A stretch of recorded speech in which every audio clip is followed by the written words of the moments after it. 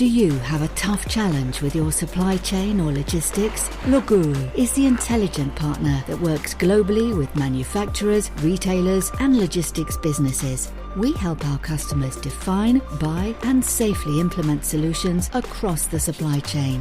If you want a more sustainable future for your supply chain, visit loguru.co.uk. Complete end-to-end satisfaction guaranteed. Coming up in this episode. The tendency is to try to make one size fit all. If you've done ABC 10 times and it's worked, don't expect the 11th time that ABC is going to work. One lesson would be that one size fits one. Never forget to customize and to adapt to the specific situation that you're facing, because every time you try to generalize, it's going to come back and smack you upside the head. The Logistics Collective podcast is a series focused on the logistics industry, where there are many incredible stories to be told. We'll be speaking with those who've worked and are working within the industry today. What have been their experiences, good and bad, since joining, and would they recommend a career in the industry to others? Here's your host, Malcolm Pope. Hello and welcome to part 2 of the interview with Jim Tompkins. So, who has inspired you most in your career, and how and why did they inspire you? That's actually an easy question. When you ask it, the one name comes to mind almost instantaneously. It's Dr. Rudell Reed. I transferred into Purdue as a junior, and I worked real hard and had virtually straight A's. And so that resulted in me feeling pretty good about myself. And the capstone course at Purdue as a senior I took was facilities planning. And the author of the book was Dr. Rudell Reed. And I got an A in the midterm. I got an A on the final project, and I got an A on the final exam. And so back then, the professors used to post the grades outside their door in the little strips of paper. And I went to check my grade, and I was shocked, and then I got a B.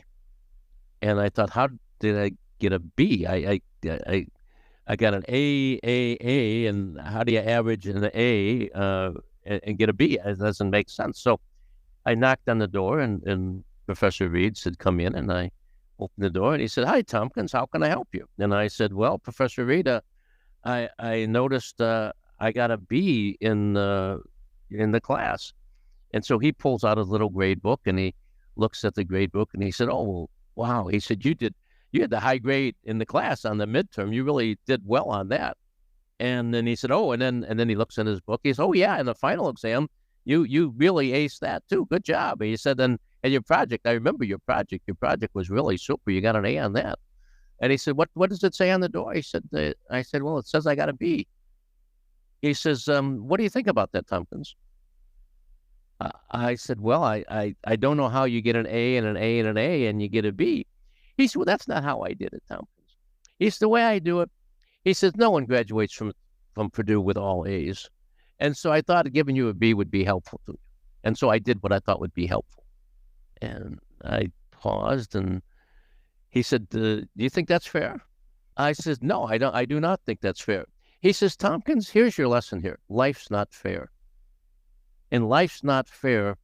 If you probably took this up with the Student Senate or the Faculty Senate or one of those groups, they'd probably make me reverse the grade. He said, but I think the lesson you're learning here is much more important. He said, how's the interviewing going? I said, well, it's going pretty well. He said, you got some offers? I said, yes, I do. He said, are you making more money? Is the offers you're making more than your classmates? I said, no. He said, do you think that's fair? I said, no. I said, up until now, I never got a B, and I worked real hard, and I think I should be rewarded for that.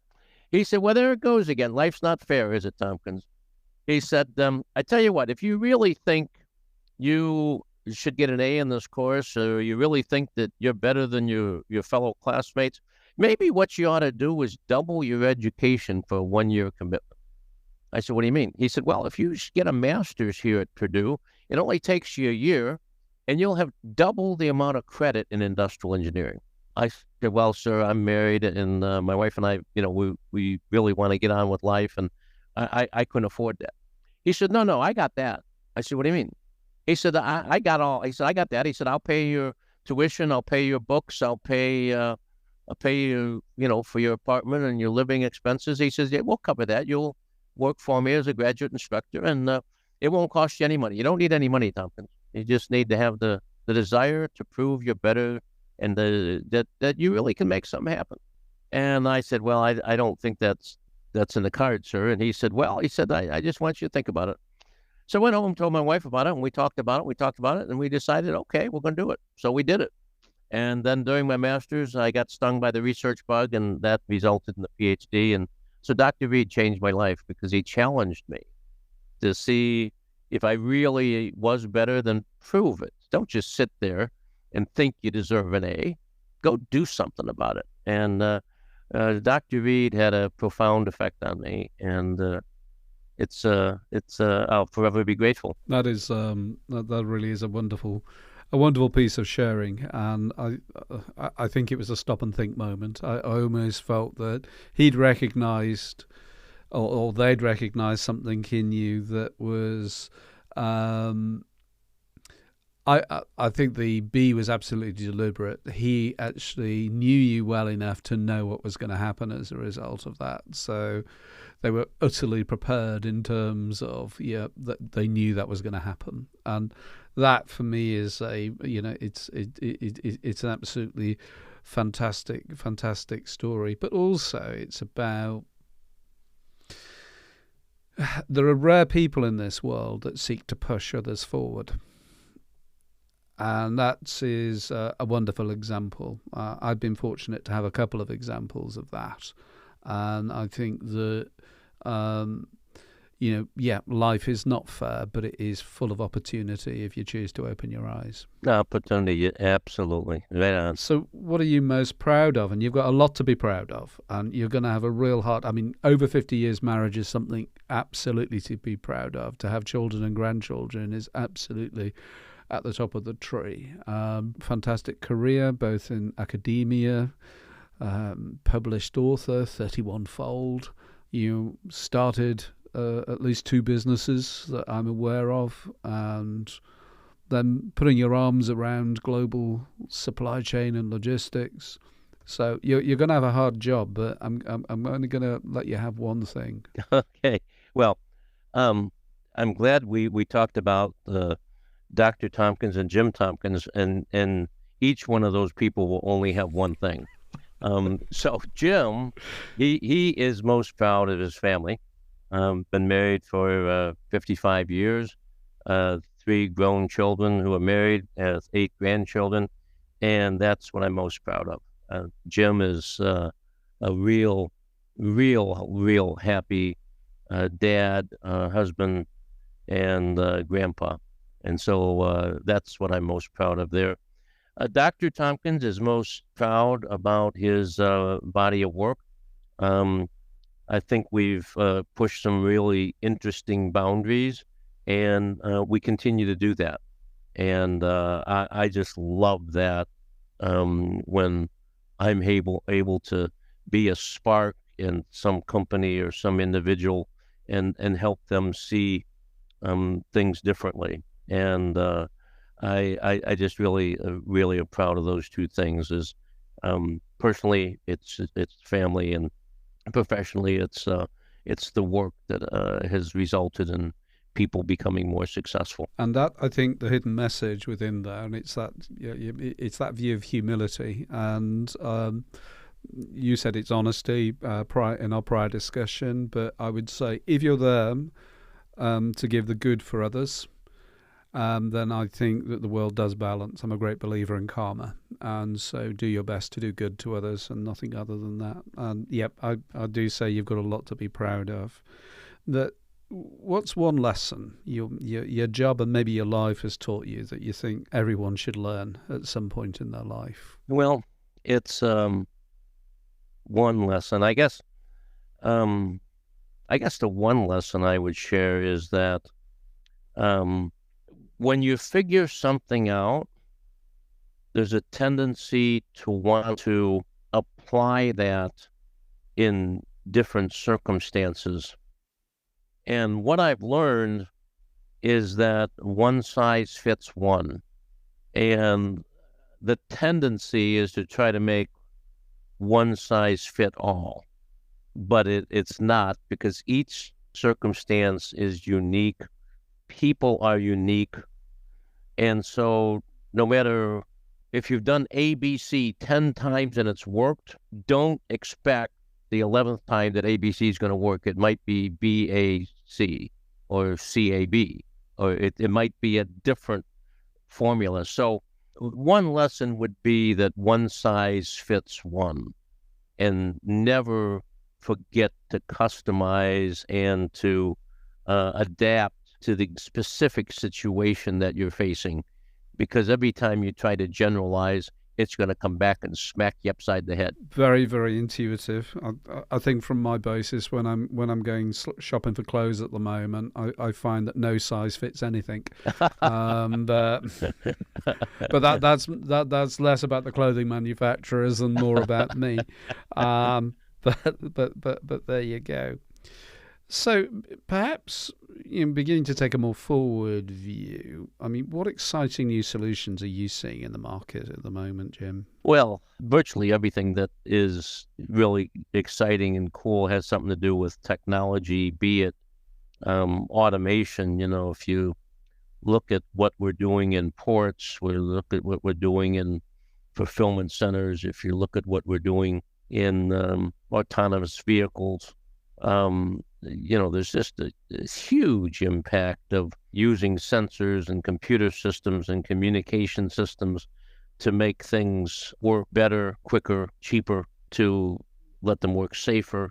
And so it's really, really cool. So physical automation is, and this is, ports and warehouses, and saw some really interesting technology the other day. Instead of you, Malcolm, driving from California to Chicago with your truck and then trying to get your next load, and me driving from Chicago to California and then get the next load, what we're doing is we're setting up a automated yard in Denver, and you drive from California to Denver, drop your trailer, pick up another trailer, and go back to California so you can sleep with the family.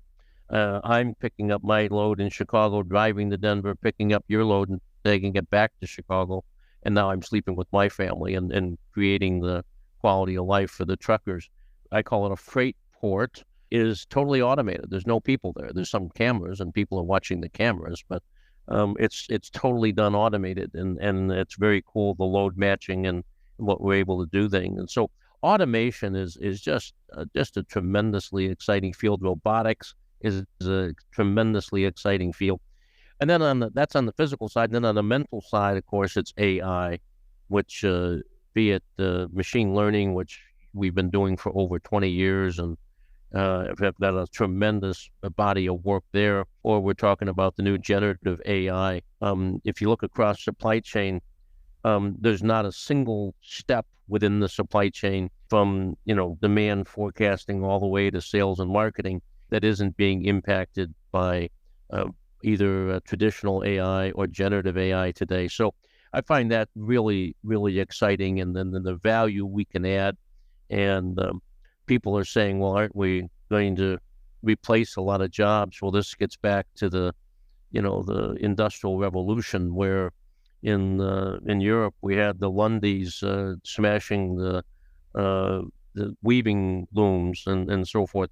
No, this isn't going to end production or end jobs. It's going to upgrade jobs, and it's going to result in the continued increase in quality of life. And so automation and artificial intelligence and technology in general is just really, it's almost, what can I imagine next? It's really cool to see where we're going. So it's an exciting time to be working in our field, because things that 2 years ago were impossible are now being replaced with the next solution. In fact, that reminds me of the quote, experience is the process of watching things happen that are new, that you learned while you made the mistake again. Okay, and so it's an interesting process of repeating mistakes results in additional learning and additional discovery and innovation. And so I just love the whole concept of just putting my feet up and imagining, what if we did this? What if we did this? And probably about 80% of the harebrained ideas I come up wind up in the trash can under the desk. But maybe 4 or 5% of these wind up being deployed and really making a difference. So it's kind of cool. It's a great time to be doing supply chain because we can really make a difference. Number of keynotes within there. I mean, in terms of the direction of travel and the future thinking, absolutely yes. One, I loved your freight port discussion, and the reason I loved it, not because it actually makes absolute sense, it's something that chimed with me, which was about its quality of life for the driver. And when I look at the way the majority of systems operate, to me, I look at them and say, well, okay, they've got 3 pillars of what they focus on. And of course, there's some notion of price cost within there as one pillar.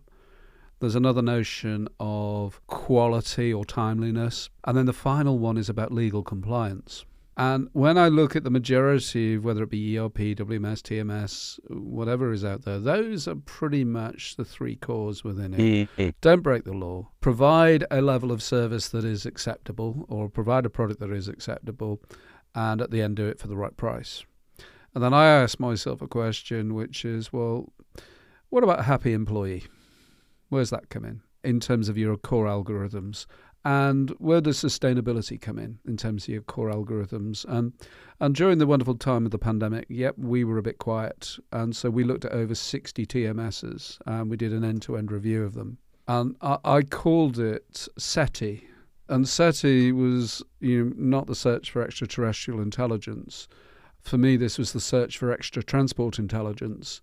And sadly, like SETI, we're still waiting for actually what we would regard as intelligence to come there. But the thought in terms of, I saw machine learning and AI come about 18, 19 years ago. I began to look and see, and quite a lot came out of Russia, interestingly enough. To my mind, when we're looking at this, Jim, I'd love an answer. At what point does what I call HI, which is human intelligence, prove insufficient to ask the right questions of AI? Because what I see it being utilized for at the moment is to solve the simple stuff, when in reality, if it meets its press, we should be asking it some of the real complicated stuff. And I like to call those superhuman questions. I think we've got to develop an ability to ask superhuman questions. I mean, what's your view? My view is there's an unknown territory out there. I think what you're saying makes sense. I think the use of technology should first be used to replace boring labor consumption tasks, and therefore where AI is best applied is doing the routine, doing the boring, okay? And so I'm perfectly comfortable with artificial intelligence. I have a situation in my supply chain where I have, in the next 2 hours, 15 million problems that need to be solved. My brain has the ability to do that, but not in that time frame. No. But AI can deal with those 15 million issues in scheduling and rescheduling and replanning and putting on different chips and making things happen so I can accomplish the objective. And so doing the mundane is where the power in AI today is. It's not something that the person couldn't do, but they can do it easier with the assistance of the power of the computer. And so I think that's where I want to focus my attention today.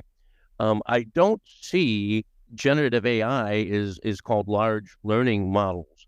But the fact of the matter is, what it is it's large regurgitation models, because they are regurgitating something else that has already been learned. And so when it scans the world, it's going to take all of given knowledge today and give you the best it is. But it can't take the knowledge that we don't have today to project the new knowledge. So it's not an intelligence generating machine, it's an intelligence scanning machine. And so I think that's the difference. And I'm not afraid of it replacing humans because humans have capabilities that of innovation and creativity and imagination.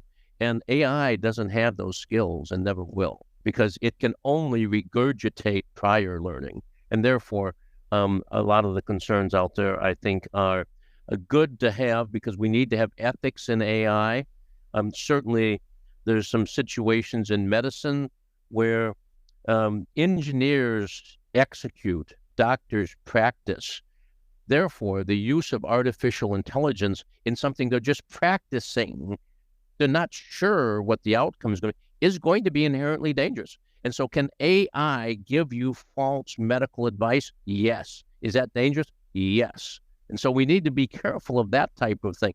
But if it's a science, and engineering being the application of science, with engineering and science, and how warm will this component get if we do issue these stresses upon it, and can the material withstand that pressure, and will it continue to perform or not? That's a scientific thing. AI can do that and give you the correct answer, because it's the application of science, not a practice that we're working on. And so the greater the precision of what you're working on, the greater the value of AI, and the less likely it's going to give you a poor solution. And thoughts on the social impact. And so I get it. Some jobs are boring. Some jobs are menial. They're difficult. I guess the question is that if we're going to upskill and we're going to say, well, okay, these are not going to be here anymore. I guess the question that needs to be asked, who pays and how is it organized and how do we do this? Because for me, I look at it, I mean, the reason, and I live perhaps half a mile away from a beautiful old cotton mill, now converted into houses, and it really is absolutely, it's not industrial at all. It's in the middle of a rural area, and it is absolutely beautiful. You can go and buy yourself a 4-story house overlooking a mill pond, and absolutely gorgeous. But during its time, you had obviously people that had the cottage industry of spinning. And then there was, the reason that they rioted and wanted to smash looms was that people were taking their livelihood away from them. And what was the answer? Because with so much automation, it is saying, well, okay, what is the answer? And I don't say that you can ever stop progress, but alongside the thinking of becoming ever more efficient and ever more able, I always think that there is the capability of actually becoming better as well, and more engaging and more considerate. But maybe I'm preaching at the wrong pulpit, perhaps, But it's just something that says for me it's about having complete answers. You understand what you're going to do. You therefore need to understand the impact, and you have to have a plan for impact. It's a bit like looking at risk management. It's not often enough utilized by businesses. It's not revisited often enough, and it's not really thought about often enough. But hey, I'm going to get off my soapbox now because I know who the real expert is in terms of this. Well, I think you're on a very good soapbox, Malcolm, and I 100% agree with you. It's the human element that allows us to deploy technology, and we got to keep in mind who's boss here. We're the boss, not the technology. For me, it is what's all this working for? Mm-hmm. I'm not seeking to remove wealth from people. I'd like to be able to level things up if I possibly could. I'd like to be able to create opportunity out of this, but I don't see the thinking about it. I think quite often the danger is in all of this is that it doesn't take a full view of all of the stakeholder benefits within here, because somebody has to pay. If you've got inactive people, reality is most Western democracies will have some level of government-provided support. And if that is needed to increase, then somebody has to pay. And to me, it seems that we've got to be cleverer in terms of how do we actually re-educate and look after people and point them in the right direction. But you have had an extraordinary life, an extraordinary career, and it's far from over. And long may it continue. But you've also got a fascinating perspective, and I know as I grow older, I sort of remember things, and I sort of get wry amusement, How could anybody plan a really complicated refinery and factory without the aid of any technology? Well, I know because I did it. Yeah, and that's still programmed into my mind. But now it would never work that way. And I remember telexes and faxes and having to photocopy faxes and not having an ERP and all of those things. I remember doing my inventory planning on Lotus 123 and having to press, I can't remember whether it's F9 or F10 to calculate, and it would take 10 minutes to calculate a spreadsheet, and it was the DOS version as well. So you remember the real basics in terms of this, but then you're a tiny bit more mature than me, but we also are on this path of amazing change. I mean, the generations that have perhaps lived for over 50 years now have gone through an extraordinary change, and that change is actually accelerating. The advantage is that we saw the derivation of what the manual task was. And so I'd like your thoughts about what do you think has fundamentally changed about your work from when you started and where you are now? Well, gee, I don't know. I can fax you the answer to that one, Malcolm.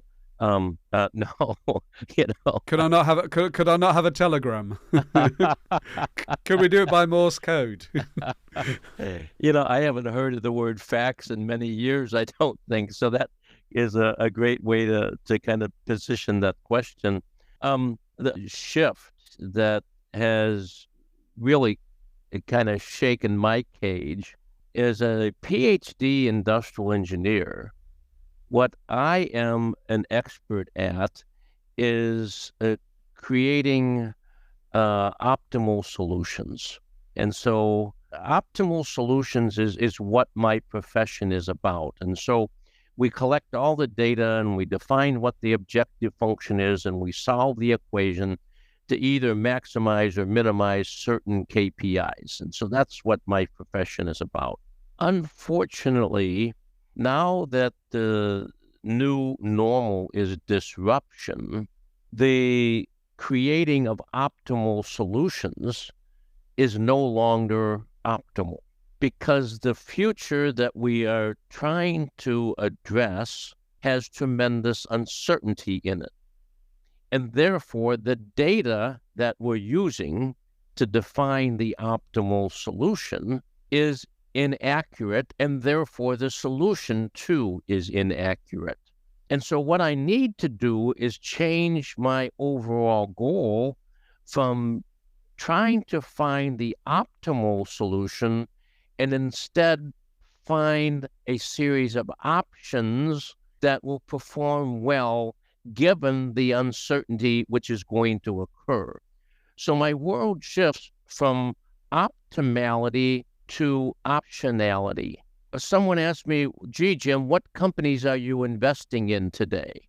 I said, the companies I'm investing in are the companies that have the greatest optionality.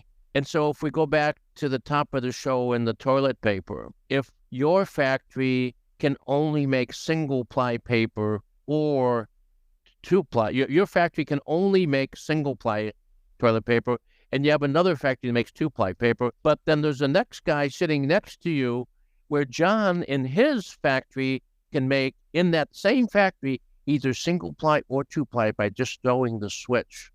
Guess what? We wouldn't have had the toilet paper shortage with COVID, because COVID had nothing to do with how frequently we went to the bathroom. COVID had to do with where we went to the bathroom. We went to the bathroom when COVID hit where we consumed two-ply paper at home, not at the office, the restaurant, or the hotel where they use single-ply paper. So we did not have a shortage of toilet paper. What we had was a shortage of two-ply toilet paper. And so if someone had designed their factory with optionality, so they had the ability to make single-ply or two-ply, we never would have had toilet paper in the COVID discussion whatsoever. So my biggest shift is a shift that's very fundamental that says I no longer optimize, I now optionize. And by having a business that has options, when this and this and this disruption occurs, I now have the option to do this or this or this. And it's a much more fluid world, much more dynamic world, where I need to have the adaptability, the resilience to deal with those disruptions which will be coming. Spot on, Jim. Absolutely agree. I think perhaps I overstrive and overreach, but I look at this tremendous process of digitalization that we've had over the last decades. And then I begin to look at logistics and supply chain, and I then say, okay, how do our systems move beyond the transactional performance? How do our systems become strategic tools that say, okay, things are changing?